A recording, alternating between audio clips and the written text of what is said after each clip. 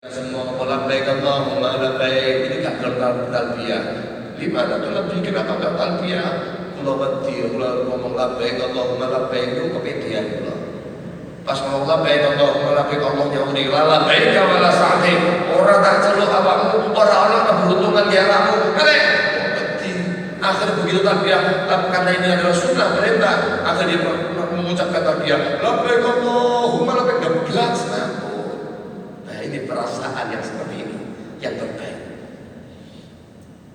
Artinya ketika kita maksiat, dahulu kita adalah pelaku maksiat, jangan putus asa. Gitu nggih. Jangan putus asa karena kadang-kadang Allah mengangkat derajat orang itu lewat maksiat. Kalau ada orang yang maksiat juga jangan terlalu pede panjenengan bahwa ini adalah ahli neraka tidak ahli surga. Yang penentuan kita itu adalah kematian kita. Al-ibrah bil khawatim, penutupan usia kita kayak gimana? Ini permasalahannya. Dan itu terbukti bagaimana para aulia semisal Malik bin Dinar, Sufyan mereka Fudail bin Ayad, dan juga para a'imah yang dari Indonesia ini apa? Sunan Kalijogo adalah mereka itu memulai wilayah atau memulai kewalian mereka dengan maksiat. Dari banyaknya maksiat lalu pecah hatinya. Nah ini apa? Ini masalahnya proses yang dilalui sudah apa kita ini? Apa? Maksiat. Wis. Tapi fase keduanya enggak. Merasa pecah hatinya dengan maksiat itu enggak. Dan maksiat malah kadang-kadang kalau panjenengan malah bermaksiat terus kemudian dikatakan kepada orang lain cerita nih, aku gak ada bagi dia aku ben biar nongkrongan iki gila dituturi tato kula kadut mantan preman. Lho niku mboten malu Pak. Mboten apa? Mboten bilang. Bagaimana bisa pecah hatinya kalau malu saja tidak? Apalagi dia mau buka aibnya. Orang yang membuka aibnya yang telah Allah tutup, orang ini justru tidak akan dimasukkan surganya Allah, tidak akan diampuni dosanya oleh Allah. Nabi akan datang setelah riwayat, kullu ummatin mu'afid yaumal qiyamah. Semua umatku itu nanti akan termaafkan nanti di hari kiamat. Allahumma amin. Illal mujahirin, kecuali orang-orang yang suka menjahar-jaharkan atau menyebut-nyebutkan, mengumandangkan tentang kemaksiatannya. Orang itu bagaimana ketika dia bermaksiat pada malam hari, lalu kemudian dia itu membuka bima satarahullah yang telah ditutup oleh Allah. Faqala, ketika itu dia berkata, asaitu al-barihah, aku bermaksiat tadi malam, aku begini, fa'altu kada, aku lakukan ini, aku ketemu wedok wayu, terus aku begini, sampai terjadi seperti ini, diceritakan. Wong tadi justru akan tidak diampuni dosanya oleh Allah, harusnya dia mati. Kecuali menceritakan itu kepada orang yang bisa memberikan solusi. Matur datang Yai, saya minta irsyad, saya minta petunjuk. Saya itu telah melakukan begini, dulu saya begini, saya harus gimana? Itu boleh membuka aib untuk mendapatkan fatwa. Ya, tapi kalau tidak, ya jangan. Wa 'alal muridi, dan hendaknya bagi seorang murid, orang yang ingin menggapai kemuliaan di hadapan Allah, kedekatan kepada Allah, ayah tariza, hendaknya orang itu menjaga betul-betul min asgharid dzunubi, daripada dosa yang kecil, fadlan an akbariha, lebih-lebih kepada dosa yang besar, asyadda min ihtirazihi min tanawulis summil qatil. Hendaknya dia itu menjaga lebih daripada menjaganya dia itu daripada makan racun yang membunuh. Artinya Hendaknya orang itu kalau ingin dekat kepada Allah, sebisanya menjauhi larangan Allah, walaupun itu dosanya kecil, apalagi dosa yang besar, seperti dia itu menghindarkan diri dari racun wedi karo Allah. Dan jenengan wedi karo Allah, kepatuh karo Allah, maka jenengan akan hati-hati. Mungkin ada Allah wedi, diawasi. Ada lewat kono tinggal Allah menghindar. Oh, ada kono nek makane pulau yang ganas di sana ada sarangnya loh, nggak mau lewat jalan situ walaupun kalau panjenengan hendaknya juga demikian di atas dunia, menjauhi hal-hal yang menyebabkan kita terjerumus kepada dosa kecil, apalagi yang besar, apalagi yang besar. Radhiyallahu ta'ala anhuma, beliau mengatakan la kabirata ma'al istighfar wala saghirata ma'al israr. Tidak ada dosa besar kalau disertai dengan mohon ampun kepada Allah. Artinya sebesar apapun dosa akan kecil di mata Allah untuk mudah diampunkan kalau kamu mau minta ampun kepada Allah dengan sungguh. Wala saghirata ma'al israr, dan tidaklah menjadi dosa itu ternilai kecil kalau israr berkelanjutan. Istiqomah. Faqala ta'ala walladzina idza fa'alu fahishatan aw zalamu anfusahum dzakarullaha fastaghfaru lidhunubihim wa may yaghfiru dzunuba illallah.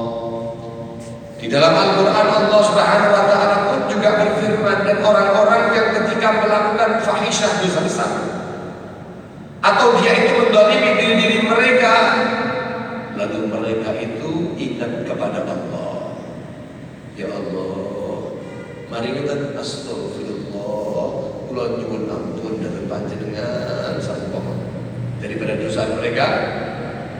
Maka orang seperti ini, wa may yaghfiru dzunuba illallah, tidak ada yang mengampuni. Siapa yang bisa mengampuni dosanya dia kecuali Allah. Artinya apa?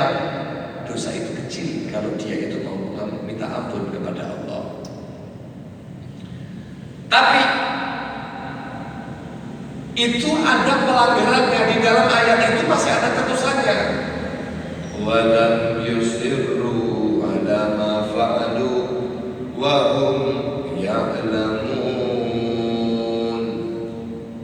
Allah meneruskan ayat tersebut, walam yusirru ala ma fa'alu, tapi syaratnya mereka itu gak israr. Syaratnya mereka itu gak berterusan istiqomah dalam dosa. Syaratnya orang itu yang kalau dia mohon ampun kepada Allah, kemudian dia itu tidak terus kemudian dalam keadaan melakukan astagfirullahaladzim, nah, selama tidak begitu akan diampunkan oleh Allah. Berbeda halnya dengan orang yang kelihatannya israr, tapi dia taubatnya taubatan nasuh. Maka taubatan nasuh itu adalah jelas. Taubatan nasuh itu dia telah melakukan dan dia diampuni dosanya. Yang ahli maksiat, pulau ada cerita loh gitu. Yang dia itu ketika mati boten wonten sing badhe kubur. Nanti dong betul. Jadi ada orang itu musir ala syurbil khamr. Dia itu terus undangan itu gendem-gendeman. Tapi karena memang orang ini ketagihan, jadi candu. Tapi setiap kali dia itu kecanduan itu, tapi dia setiap malam nangis betul-betul tobat kepada Allah ganti-ganti. Tapi awal balik di mana? Bunyi awal itu balik mana? Makanya ada yang ini kebiasaan orang ini lek menjadi badan isya awal. Kenapa kok badan isya awal ini kan jajannya itu balik mana? Wong ini dulu. Ba'da isya awal. Kenapa? Karena ada space waktu yang panjang untuk dia itu nanti sadar, terus kemudian mandi, taubat kepada Allah, nyuwun ampun dari Gusti Allah, terus nangis wis. Oleh arti mendem badan dhuwur, terus sedekah asar. Arep badal asar kamu nggih, badal maghrib apa lagi nggih. Akhirnya dipilih apa ba'da isya awal nggih. Masyaallah. Diam itu bagus modelnya ngoten niku, tapi ternyata orang itu punya amalan dua hal. Begitu orang itu mati orang kampung itu boten purun pada yang menguburkan. Nggih, nguburne tiyang niki boten purun. Ah, bajingan kowe gah. Kiai ini enggak kelompok kalau saya itu menguburkan jenazahnya orang yang fasik ini, nanti saya akan dikira membenarkan. Dia tidak keluar. Wong kampung ya padha gah, wong bejat iki wong ben padahal iki kampung terhormat ini. Kampung santri. Kok ana wong sitok sing model ngeten iki. Akhire bojone iku bingung. Iki piye to, tak tusi dhewe ta. Tak sholati dhewe, tak kuburi dhewe ya wis. Akhire nyewa tiyang Pak.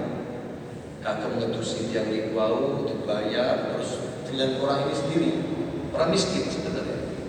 Terus mari ngoten, terus diberkapani, wis dari kubur iki gak kuat, gak mungkin aku menggali kubur wong wedok, gak mungkin.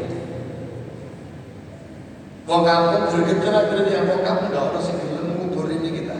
Gregetan. Akhir jenazah itu digotong, diseret, ditekek nang tengah-tengah jalan. Perapatan mana? Nah, itu nih, yo, wong kampung, pun nggih, sak karepe sampean, ayo kuat-kuatan di aku, mbok kubur utawa ben dadi bosok nang kene bareng-bareng ngambur-ngamburi awake dhewe, ayo, ditinggal ngene. Wong kampung bingung, waduh iki tantangan iki. Tapi wong kampung iki mangga jiane ben roh. Pada saat itu ada seorang yang lama uzlah itu napa ya bahasane awak dhewe niku topo nggih mertopo, tapi orang mboten kados topo-topo sing digambari teng komik nggih niku komik niku ngaku kabeh Pak tentang sunan-sunan itu bohong semua. Sunan Kalijogo sampai koyoten nanggon pikir kali gak sekolah tak? Gak ono wali model ngoten niku ndak ada. Yang Sunan Kalijogo itu ahli ibadah. Uzlah iya, topo iya, tapi gak terus digambarkan tidak seperti itu. Saya mendengar seperti itu. Habib Lutfi bin Yahya itu pernah mengomentari masalah ini. Pernah mengomentari. Bahkan nama Kalijogo itu bukan Jogo Kali kan bukan. Nggih. Kali itu artinya ibarat aliran. Jogo itu yang menjaga. Memang beliau yang menjaga aliran thariqah Ahlus Sunnah wal Jamaah daripada masuknya aliran-aliran yang menyesatkan umat. Orang terus juga tunggu kali punten. Waduh. Kadang-kadang yang boleh ribut ya. Harus apa? Perapa yang dirahmati Allah Subhanahu wa taala. Tiang itu baru keluar daripada uzlahnya. Begitu keluar, wong-wong pada kaget. Syekh Fulan bin Fulan kharaj min baitihi min uzlatihi, keluar dari uzlahnya, dari rumahnya. Wah, ini pasti ada sesuatu yang besar. Didatangi, ya Syekh, kenapa kau keluar? Mengatakan, aku diperintahkan mendapatkan isyarat untuk mensolatkan orang kampung ini yang sedang meninggal dunia.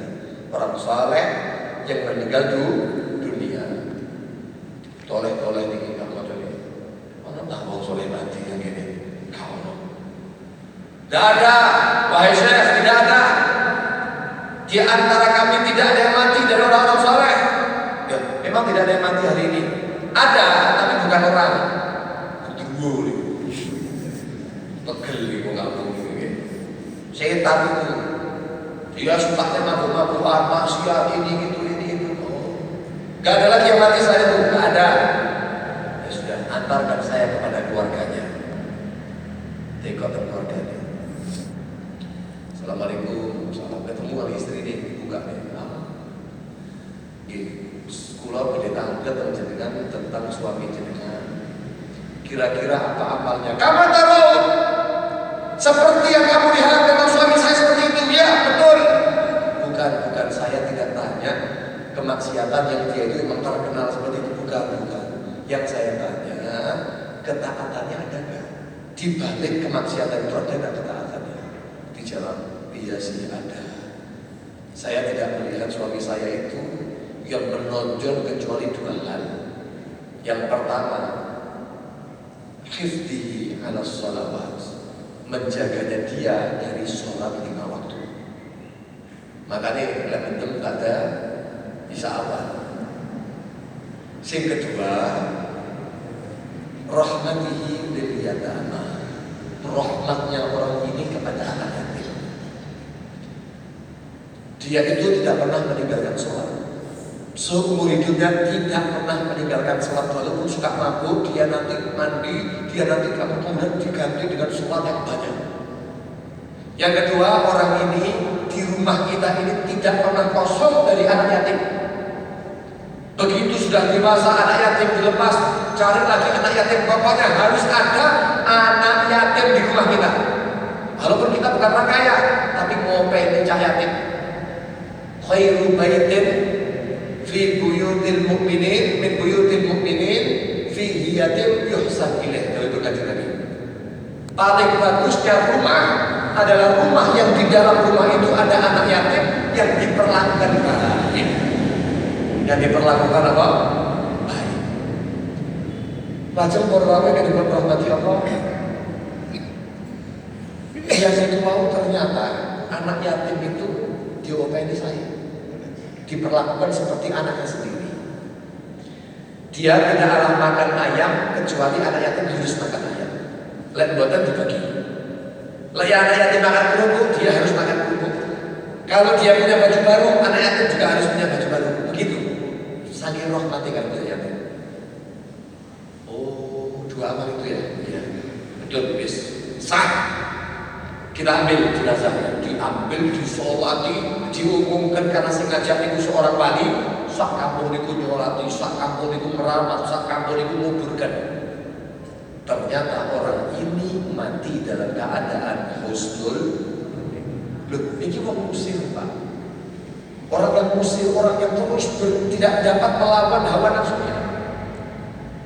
Orang ini ternyata di setiap malam bermendem wau sadar terus atus terus nyuwun, ya Allah, hamba-Mu ini adalah hamba yang berdosa. Hamba-Mu ini adalah hamba yang tidak pernah jauh daripada kemaksiatan kepada Engkau, ya Allah. Semua orang kampung, saudara-saudara kami telah menghinakan kami. Mereka tidak mau memaafkan kesalahan kami. Saya tahu saya dalam keadaan yang kotor, yang salah. Tapi ya Allah, nafsu yang ada pada diriku ini tak mampu aku tundukkan. Kalau mereka sudah tidak dapat merahmati saya, kalau mereka sudah tidak dapat memandang baik saya, memaafkan saya, apakah Engkau yang Maha merahmati tidak merahmati saya? Siapa? Kalau memang Engkau itu rahmat-Mu hanya kepada para orang-orang yang saleh, orang yang baik, lalu siapa yang merahmati pendosa seperti saya? Nangis, geru-geru lalu ya Allah tobat, ya Allah, ini terakhir, dem-demanku ini terakhir, tapi sesuai dengan itu aneh, sesuai dengan gak gigil mungkin ya apa jenis sakau ya. Bikin akhirnya boleh ngobrol mana, teman-teman teler mana, kok begini, mana, begitu terus. Orang yang seperti itu malah dicintai oleh Allah. Tapi asalkan tenanan itu betul-betul rencana. Saya betul sih betul bah. Jadi sesuatu mereka buat teman itu kenal kan, tenanan itu syarat taubat yang 4 kemarin. Nah, maka ketika orang seperti itu sesuai dengan dawuh Kanjeng Nabi sallallahu alaihi wasallam yang diriwayatkan atau dawuhnya Sayyidina Husain ya bin Ali. Beliau mengatakan apa? Innallaha yuhibbul mutafattin tawwab. Allah itu cinta kepada seorang hamba yang dia itu selalu terfitnah, kepleset kalau hawa nafsunya itu Pak. Dia itu terkendali dengan hawa nafsunya, terfitnah terus, salah terus. Tapi dia sebagaimana tidak pernah berhenti bermaksiat, dia tidak pernah bosan dan berhenti untuk memohon ampun dan tobat kepada Allah.